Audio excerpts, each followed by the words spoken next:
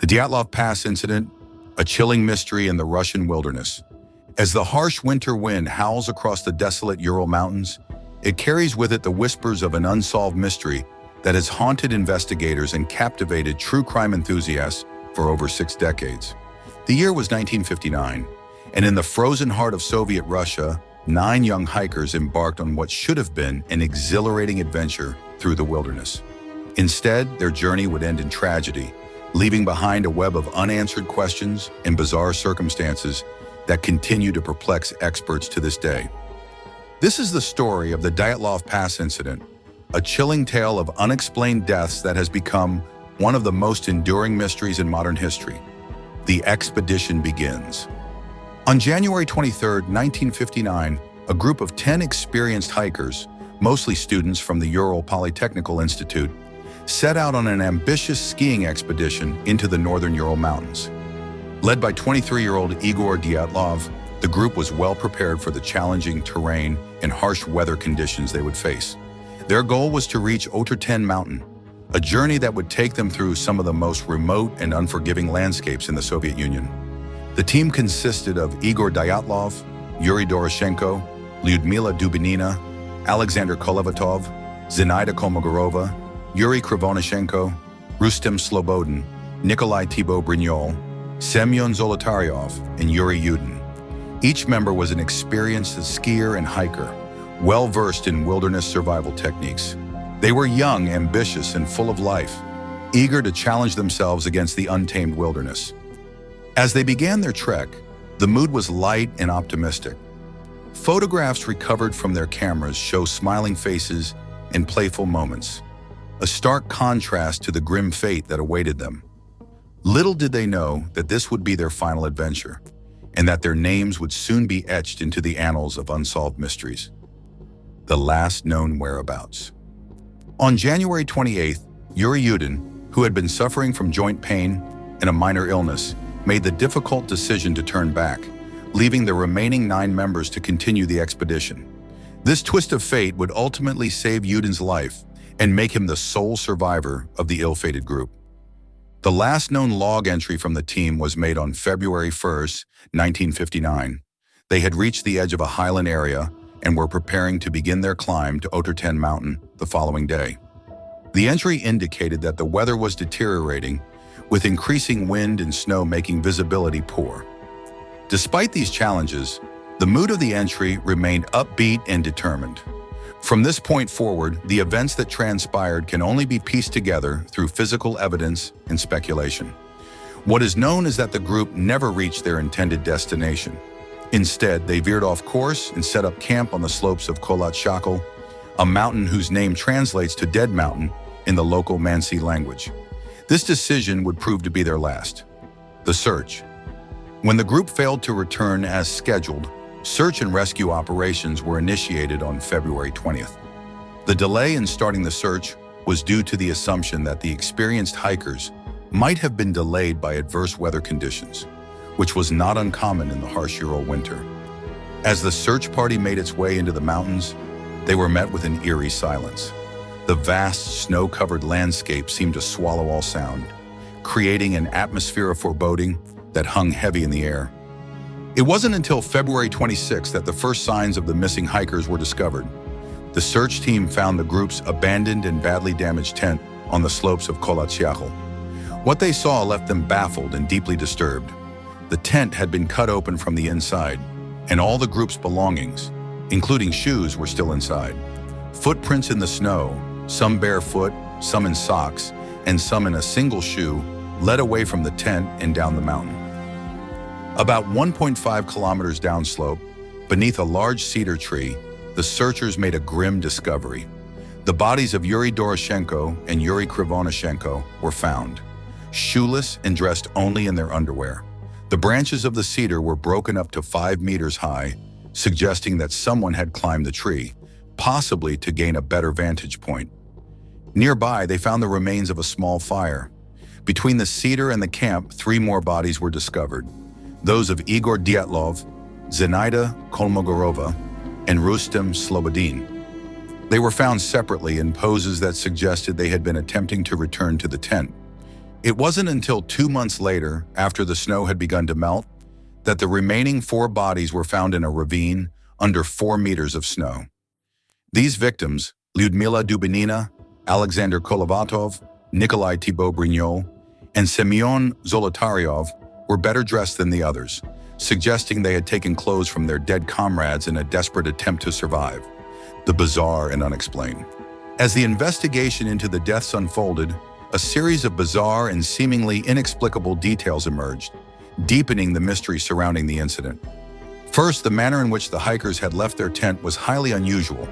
The tent had been cut open from the inside, indicating that the group had been in a hurry to leave.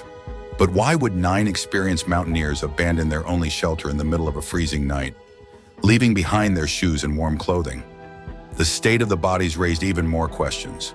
While some of the hikers appeared to have died from hypothermia, others showed signs of severe physical trauma. Lyudmila Dubinina was found with her eyes and tongue missing. Nikolai Thibault-Brignol had suffered a major skull fracture. Semyon Zolotaryov and Alexander Kolovatov had major chest fractures that, according to the official inquest, were equal to the force of a car crash. Perhaps most puzzling was the radiation found on some of the victims' clothing. While not at levels harmful to humans, its presence was unexplained and added another layer of mystery to the already perplexing case. The autopsies also revealed other strange details. The bodies showed no signs of a struggle or of soft tissue damage typically associated with a violent attack. Some of the clothing contained trace amounts of radioactive contamination. The skin of some of the victims had a strange orange or brown tint, and their hair had turned gray. Theories and speculations. Over the years, numerous theories have been proposed to explain the Dyatlov Pass incident, ranging from the plausible to the outlandish. Here are some of the most prominent. 1. Avalanche theory. One of the more widely accepted explanations is that an avalanche forced the group to quickly abandon their tent. This could explain why they left in such a hurry and were inadequately dressed. However, experienced mountaineers have pointed out that the slope was not steep enough for an avalanche, and no obvious signs of an avalanche were found at the site. 2. Infrasound theory. Some researchers have suggested that a rare weather phenomenon known as infrasound could have caused the hikers to experience panic attacks and irrational behavior. Infrasound, which is sound below the lower limit of human audibility, can be produced by wind interacting with topographical features and is known to cause feelings of awe or fear in humans. 3. Military testing. Given the era and the location, some have speculated that the hikers may have stumbled upon a secret Soviet military test. This could explain the radiation found on the clothing and potentially the traumatic injuries. However, no concrete evidence has ever been found to support this theory. 4. Yeti or other cryptid. In the realm of more fantastic explanations, some have suggested an encounter with a Yeti or other unknown creature. While there's no scientific evidence to support this, footprints found at the scene were described in the investigators' reports as belonging to a large, unknown creature. 5. Katabatic wind. A sudden and violent katabatic wind, which is a drainage of cold, dense air down a slope, could potentially explain both the hikers' panic and some of the injuries.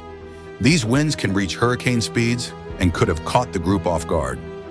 6. Paradoxical undressing. This phenomenon, often observed in hypothermia victims, could explain why some of the hikers were found partially undressed. In the final stages of hypothermia, victims sometimes feel a burning sensation and remove their clothes. 7. Indigenous Mansi people. Some initially suspected the involvement of the indigenous Mansi people, who considered Kholat-Syakhl a sacred mountain. However, this theory was quickly dismissed as there was no evidence of other human presence in the area. The official investigation. The official Soviet investigation at the time concluded that the group died due to a compelling natural force, a vague explanation that did little to satisfy those seeking answers. The case was quickly closed, and many of the original documents were sealed in secret archives, fueling speculation about a potential cover-up. In 2019, Russian authorities reopened the investigation into the Dyatlov Pass incident. After a year of investigation, they officially concluded that an avalanche was the main cause of the tragedy. According to their findings, the group had set up their tent on a slope, creating an avalanche risk. When the avalanche struck, it forced them to cut their way out of the tent and flee. However, this explanation has not been universally accepted. Critics point out that it doesn't account for all the strange circumstances surrounding the deaths, such as the radiation and the severe internal injuries suffered by some victims. The legacy of the Dyatlov Pass incident. The Dyatlov Pass incident has left an indelible mark on popular culture. It has inspired countless books, documentaries, films, and even video games. The story continues to fascinate true crime enthusiasts and mystery lovers around the world, spawning endless debates and theories. The pass where the incident occurred has since been renamed Dyatlov Pass in honor of the group's leader. It has become a pilgrimage site for those intrigued by the mystery, despite its remote location and challenging terrain. The incident has also had a lasting impact on the families of the victims. For decades, they have sought answers and closure, grappling with the loss of their loved ones and the bizarre circumstances surrounding their deaths. In many ways, the Dyatlov Pass incident embodies the allure of unsolved mysteries. It combines elements of adventure, tragedy, and the unexplained in a way that captivates our imagination and challenges our understanding of the world around us. Conclusion. As we look back on the Dyatlov Pass incident more than 60 years later, we are left with more questions than answers. Despite numerous investigations, advanced forensic techniques, and countless theories, the truth about what happened on that fateful night in 1959 remains elusive. Perhaps it's this very ambiguity that keeps us coming back to the story. In an age where information is readily available at our fingertips, the Dyatlov Pass incident stands as a reminder that some mysteries may never be fully solved. As we contemplate the fate of those 9 young hikers, we are forced to confront the limits of our knowledge and the vast, untamed wilderness that still exists in our world. Their story serves as a chilling reminder of the power of nature and the fragility of human life. The Dyatlov Pass incident continues to haunt us, not just because of its tragic outcome, but because it challenges our perception of reality. It reminds us that sometimes truth can be stranger than fiction, and that even in our modern world, there are still mysteries that defy explanation. As we close this chapter on the Dyatlov Pass incident, we're left to wonder, will we ever truly know what happened on that snowy mountain slope? Or will this chilling mystery remain forever locked in the silent, frozen landscape of the Ural Mountains? If you found this exploration of the Dyatlov Pass incident intriguing and want to delve deeper into more unsolved mysteries and true crime stories, please like this video, leave a comment with your thoughts or theories, and don't forget to subscribe to our channel for more content like this. Together, we can continue to unravel the enigmas that challenge our understanding of the world around us.